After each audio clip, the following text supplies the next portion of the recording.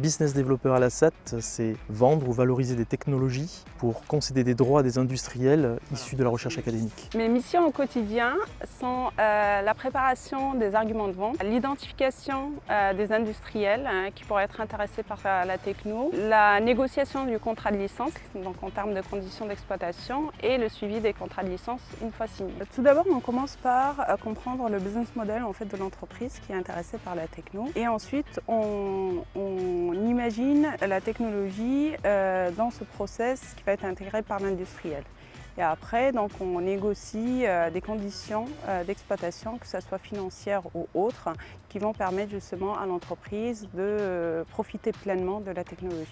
Il y a deux manières de transférer les technologies, soit vers des industriels existants, soit vers des startups que l'on crée. Après, donc, il y a un intérêt de l'industriel, soit pour une location, c'est-à-dire on leur donne le droit de louer une technologie pour une exploitation commerciale, ou il y a des industriels qui souhaitent plutôt acheter la technologie.